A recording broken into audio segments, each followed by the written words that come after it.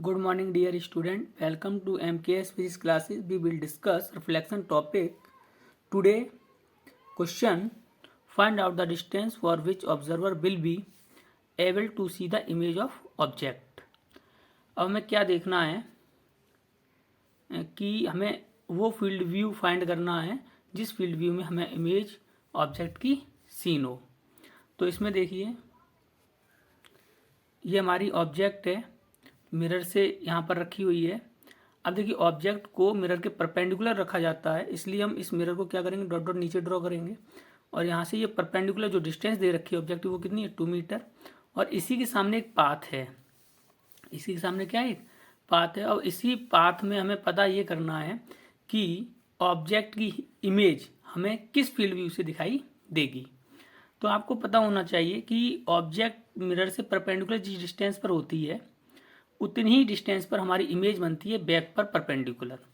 तो मिरर से ऑब्जेक्ट की डिस्टेंस कितनी है, 2 मीटर। तो मिरर से इमेज की डिस्टेंस क्या होगी, 2 मीटर। It is clear.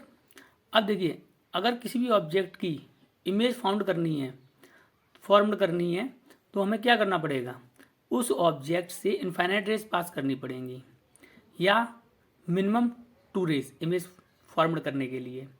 तो हम यहाँ पर 2 रेज लेते हैं। फर्स्ट रेज जो ऑब्जेक्ट से निकलती है वो मिरर पर इस एंड पॉइंट पर इंसिडेंट होती है, उसके एक एंड पर। इस साइड में इसका रिफ्लेक्शन हो जाता है। इसको जब हम डॉट डॉट पीछे ड्रॉ कर लेते हैं, फिर दूसरी रेज मिरर के दूसरे एंड पर इंसिडेंट करते हैं, जो रिफ्लेक्टेड होकर ये पाथ के अलोंग पहुंचती है स्क्रीन पर या पाथ पर। फिर इस डॉट को पीछे डॉट डॉट करते हैं, तो ये रिफ्लेक्टेड रे डॉट डॉट करना पीछे पर जहाँ कट करती है वही हमारी क्या होती है, इमेज। अब इस इमेज की डिस्टेंस मिरर से कितनी होगी, जितनी की मिरर से परपेंडिकुलर डिस्टेंस ऑब्जेक्ट की है, 2 metre 2 metre. It is clear. अब देखो, इस ऑब्जेक्ट से इनफाइनाइट रेज पास होंगी, तो कहने का मतलब इतनी एरिया में आपकी इनफाइनाइट रेज होंगी ऑब्जेक्ट से पास होने वाली रिफ्लेक्टेड रे, जो मिरर से रिफ्लेक्टेड होंगी। तो इतनी एरिया में जो ये एरिया है, ये यहाँ से लेके यहाँ तक, ये आपका फील्ड व्यू हो गया। और यही हमें फाइंड करना है कि फील्ड व्यू कितना होगा ऑब्जेक्ट का, जिससे कि इमेज हमें क्लियर सीन हो जाए। ठीक, अगर ऑब्जेक्ट यहाँ पर है तो इमेज को सीन कर सकता है। अगर ऑब्जर्वर अगर यहाँ पर है, ऑब्जर्वर अगर यहाँ पर है तो इमेज को सीन कर सकता है। अगर ऑब्जर्वर यहाँ पर है तो इमेज को सीन नहीं कर सकता, क्योंकि जो रिफ्लेक्टेड रे हैं वो इतनी एरिया में आ रही हैं।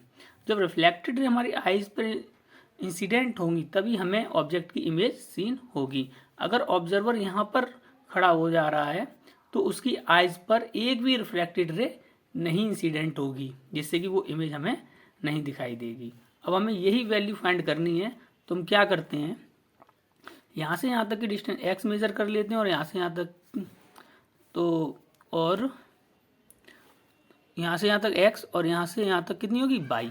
तो हमें ये निकालनी है distance y minus x. y minus x की डिस्टेंस से सारी इमेजें हमें क्या है, सीन होंगी। जितनी भी ऑब्जेक्ट की जो इमेज है वो हमें सीन होगी।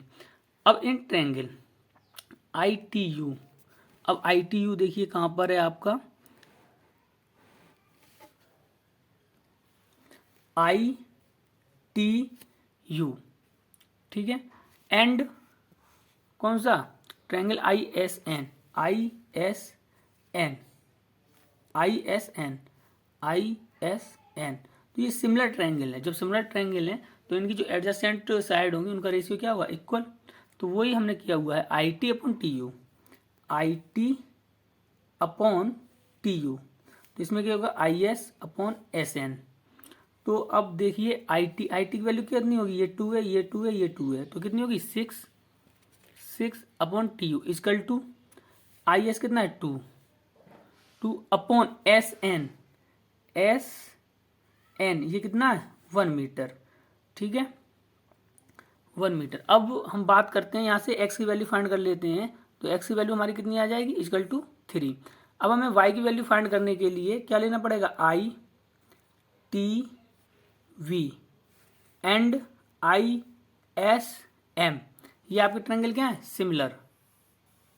तो इन दोनों ट्रायंगल में क्या हो जाएगा आपका, I T upon T V equal to I S upon S M.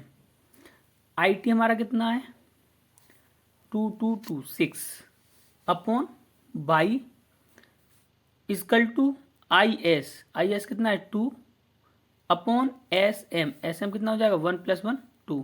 तो यहाँ से हमारा बाई इक्वल टू कितना होगा 6। अब फील्ड ऑफ व्यू के लिए देखते हैं, तो फील्ड ऑफ व्यू हमारा कितना होगा बाई माइनस एक्स। तो कितना आ जाएगा हमारा, बाई हमारा 6 आया, एक्स हमारा 3 आया, 6 - 3 तो 3 मीटर। कितना 3 मीटर। तो कहने का मतलब अगर ऑब्जर्वर इनके सामने होगा तो उसकी आइज पर रिफ्लेक्टेड रे इंसिडेंट होंगी, जिसकी वजह से ऑब्जेक्ट की इमेज उस ऑब्जर्वर को सीन हो जाएगी। Thank you friend, thank you student.